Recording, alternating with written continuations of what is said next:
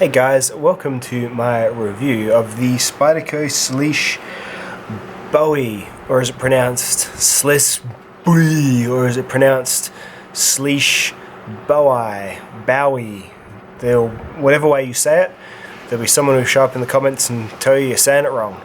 At any rate, it's this knife here, and it is kind of like the enthusiast's knife, isn't it really? It's the one that everyone sort of has as their grail at one point or another, myself included, and picks up at one point or another to see if that copious praise that is heaped upon it is all true.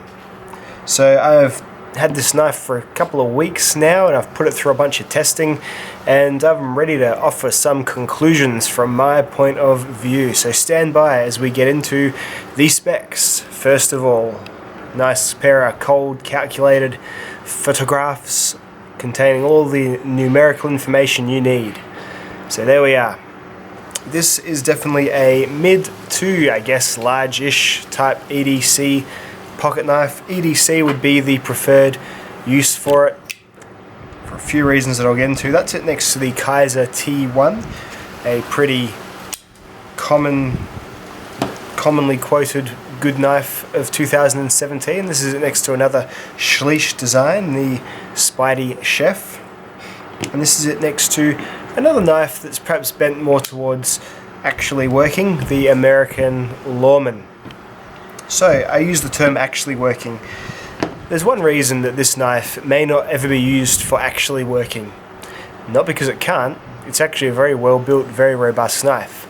This knife is about $400, and generally when you pay that much money for something, you are very rarely going to use it for actually working. So, the best, most common purpose of use for this bad boy here will be for being a knife enthusiast's everyday carry knife, where you use it for things, of course, because the materials, the design is there for being used, but then you're probably not going to put it into too much danger. I put it into a bit of danger in the course of my review, as in I did things with it that's probably not within the scope of an everyday carry knife, like using it against wood and all that sort of thing, but really it's going to be a little bit too pricey for most folk, and especially now it's discontinued, so now you've lost that assurance that you can even easily get another one, or at least it will be once they're all dried up.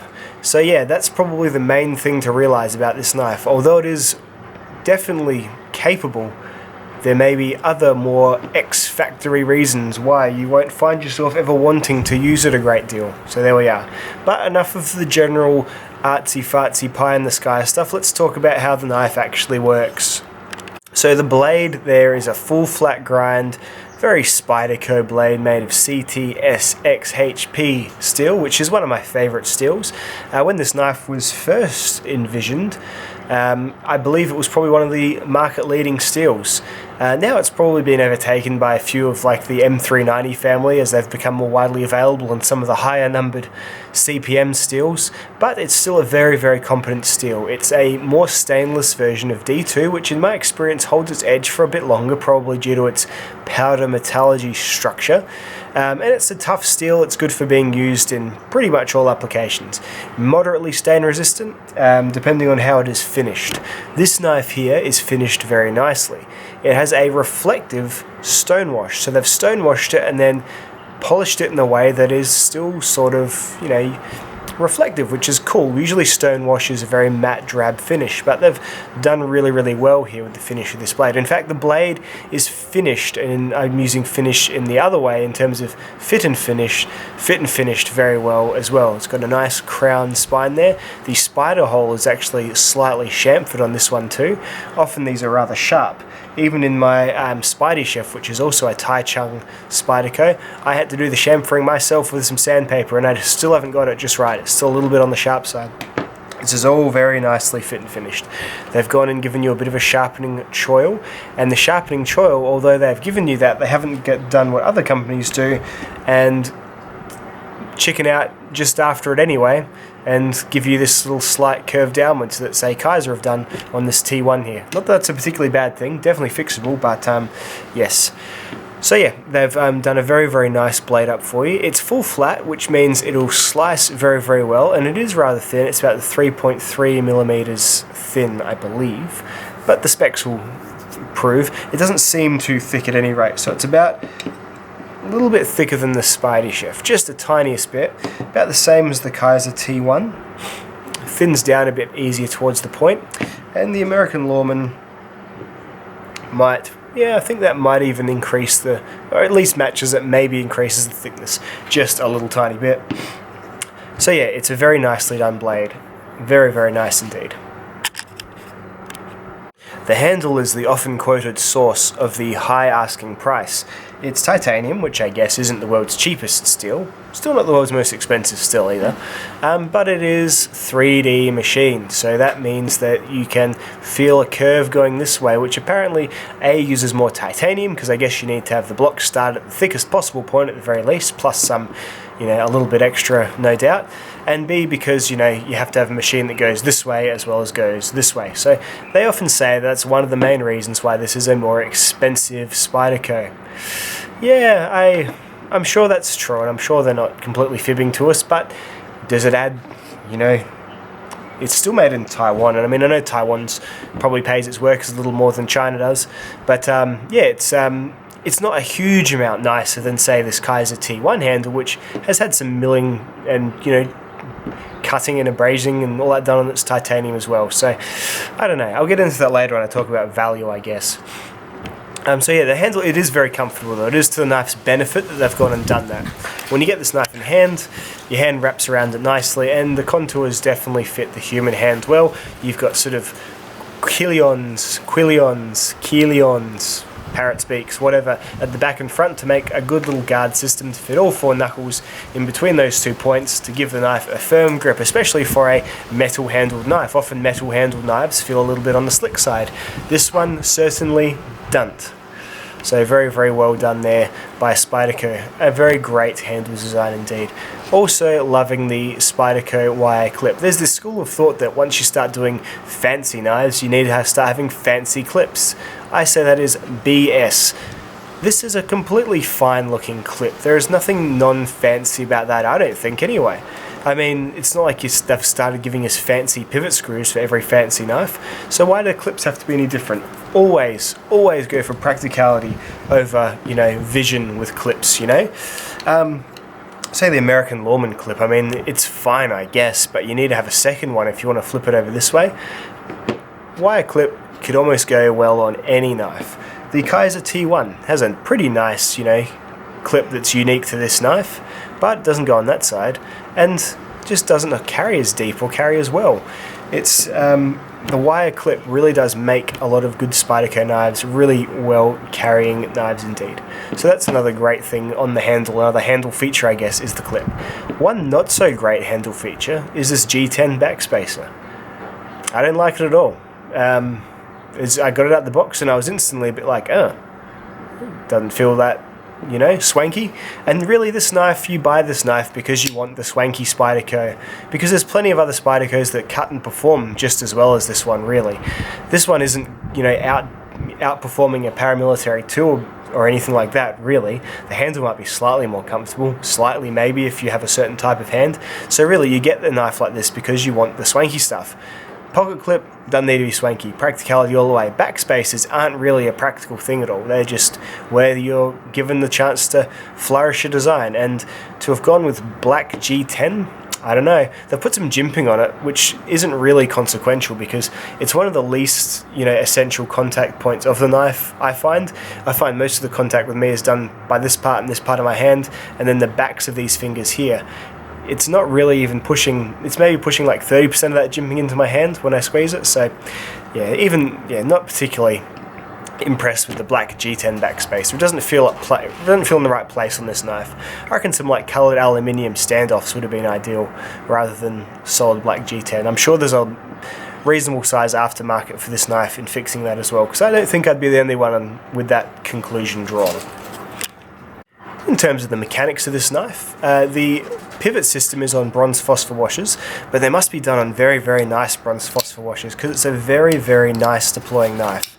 And it's got a real smoothness to it straight out of the box that really makes it a very, very good operating knife. So you can even, this one you can even drop shut, like not like a zero tolerance, heavy bladed flipping knife or anything, but it's really, really smooth, especially for bronze phosphor washers, and I didn't have to break it in really or anything. It came really, really nice. The other bit of mechanization, I guess, on the knife is the locking system. This one doesn't have any of the fancy stuff that most locking folder knives have taught us that we want. So it's obviously not too concerned about people pushing the lock over to here when they unlock the knife, because most of us don't really do that anyway. But so say this Kaiser knife has over travel stopping, and it has a striker, like a striker face protection, striker block safety. No, that's a gun term. It's a contact. The contact point is stainless steel, because apparently titanium can warp over time, and the lock face can wear and all that sort of thing. So I guess it is done with super longevity in mind. Then they've gone and put ball bearings in it, which is kind of counterintuitive to that as well, I guess, too. Get a bit of sand in there and they might not find it so reliable in 5 years' time. But anyway, this one here, they've not done any of that stuff, which personally, I couldn't care less. Like, I always kind of see those things as solutions to problems that aren't really problems just yet. I don't know. The best thing about this one is when you do lock it up, I'll zoom in. When it does lock up, it's just such a nice solid thunk. Crosses the detent ball, sounds almost as good as some knives fully locking. And then it goes really solidly. Whole lock bar springs, and the back of the lock bar is almost flush with the blade tang. Nice lock up, where it's not all the way across like crazy, and it doesn't sort of stick or anything like that. There's no lock stick involved at all with this one, so I don't know, it's about as good as I'd want to lock, so I'm completely happy with it myself, even though it doesn't have any of the, flux capacitors or anything like that they seem to be putting on them these days. So the finish on this handle is like I'm not sure it's like a grey anodization almost. Like I don't think it's raw, because it does seem to mark up really easily. So say on the end here, that's just from like a bit of pocket wear, me getting stuff out past it. So I'm guessing that lighter silver underneath is the actual titanium. So what they've done to it, I'm not sure, but it's nice. Like, it's pretty nice. It seems to add a touch of grip as well. I don't know. I'm not sure if that's just in my head or not, but it's nice. The whole knife's takeable downable with I think T8s and T6s, so that's cool as well. But yeah, it's just a really well put together blade. Let's talk about the things that aren't so great about the knife. So one is the backspacer. I've already gone into that. I don't love that. Another thing, and probably a larger thing, because it does affect probably about 10 to 15% of the audience, is that this knife is not particularly good for left-handed people. The way that Slysz likes to do his Spydercos is to have them open, so the knife takes up less space this way, but therefore having to open them through a scallop in the display side of the handle, which is fine for me because I am lucky enough to be right-handed. But if you are left-handed, there isn't really much for you there. It's a little bit tricky to even, unless you have a really narrow little thumb, to even get your thumb in there at all. I'm actually going to try and earnest now. So you're going to have to learn how to like Spidey flick and all those other sort of moves that us knife guys claim that we prefer doing over over standard deployment. So you're gonna have to learn to Spidey flick or something. Yeah, there you go. And that's, I guess the knife's open, but I don't particularly find that fun even with my right hand. So yeah, it's some limited deployment options, which is something that you just can't, that just is what it is. So they're obviously just happy to have a knife that's kind of for righties only, and maybe they've got some other left-handed knives that they can sell your left-handed folks. So there's that as well. But the main thing, I guess, the main elephant in the room is that this is about a $450 knife once you get it here to Australia. I'll just look up the current price on Knife Center for a Slysz Bowie in American dollars. Stand by. Alrighty, so it's down because it has just been discontinued to $299.97. So that's retail price. The RRP, which is never the price, but the RRP of this is $500 US. So $299.97 in Australian dollars. So if you're in Australia now and you want one from Knife Center, it's still going to cost you $391 dues, which is our official currency. $391 dues plus shipping, which is going to be an extra $30 dues. So you're still going to be about $410. This was about $450 for me to get it here. That is a hard price to stomach. no matter how nice the knife is, and it is a really nice knife, but diminishing returns, it's not, say, this knife, which is $180 US, not $120 US cheaper than this, even when it's on sale. It's not that much nicer than this Kaiser T1. It is nicer though. It is a nicer knife than the Kaiser T1. The Kaiser T1 came and I had to Loctite the pivot screw, and it's got, you know, the bit of a weird, you know, the curving outwards from their, you know, their choiling, their sharpening choiling, and, you know, it's got, yeah, the handle's less sophisticated, and the pocket clip's not as good, and it kind of blocks the screw here if you're disassembling it. Got a few little issues with it, but it's still one of the nicer knives you can get at the moment. This is a really nice knife, not 1000% nice, but it's a really nice knife. But even $300 US, I'm not sure if it's quite there either. Its standard price, I think, is just exorbitant. So back when it was $350 or $360 US, the price I paid for it is too much, in my opinion. Regardless of how many machines they had to hire to do this 3D business on the handle, I just don't think it's quite there. And again, even compared to another Taiwanese Spyderco, this is from the same factory. This is the Spidey Chef. I think the steel in this is actually a little bit better even, because it's cuts almost as long as this stuff, but it's never going to rust. And it's a little bit easier to sharpen as well. So this is the Spidey Chef by Slysz, and this on Knife Center is, stand by, this one on Knife Center is this is $100 cheaper than this knife. And really, it's about the same size and weight as well. And the only difference is the handle scales, you know, they've still got some chamfering, but they're not that 3D rounded. The fit and finish levels about as good, unless you're like really obsessive. You could probably find a bit more. It's got the same handle finish, the same pocket clip. It doesn't have extra lock stuff either. Very, very sort of similarly built knife that probably has about the same amount of actual material in it, maybe a little less titanium, I don't know. $100 cheaper than this when it's on sale. So yeah, and again, the main thing is that you're going to get this knife and you're not going to want to be happy using it like, say, you use this American Lawman, this $110 US knife, you know, with the same steel, mind you. G10 handles, sure, yeah, nowhere near as refined, but when you start putting huge prices on things, and especially now it's discontinued, you probably are going to find yourself a little less hesitant to, like, take it to work or something, you know, lend it to, say, oh, here, you can borrow my knife. Whereas this, fairly replaceable, fairly, you know, it's got integrity, but it's, you know, not as much as this is if something were to happen to it. So when you add the price to it, it is quite a fair slog to the overall worthwhileness of owning a Slysz Bowie, in my opinion. So yeah, overall though, without getting too negative, it is one of the best Spydercos, without a doubt. Absolutely. If you gave it to me and said, here's this knife for free, don't worry about how much it costs, you know what, I probably like it more than the paramilitary tool, and I like it more than the Mantra and I'm not quite the Spidey Chef, but a lot of the other Spideys I've had, I like it a lot more than that, the Mannix and the Native and all that sort of stuff. Yeah, absolutely. But then when they say, oh hey, you know that knife you've been using, it's $400 usually, I'd probably be a bit like, yeah, nah man, I'm good.